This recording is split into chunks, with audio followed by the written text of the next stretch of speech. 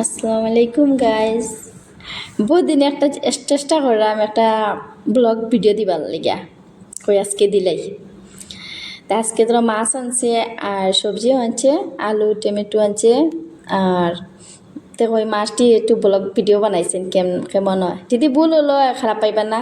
ফার্স্টে ছাড়লাম আজকে আলু কাটি আলুতে বইলাম। আর মাছ আনছে, মাছটি ধুয়ে রাখছি। কয়টা মাছ বাজমো আর কয়টা এমনি খাসা দিম। আর মাছের ডিম বাইরেছে, ডিমটাই আলাদা রাখলাম, মাছটি ধুয়ে রাখছি। আর আলুটাই আগে একটু মজি যাক। আলুটা আদা হওয়ার পরে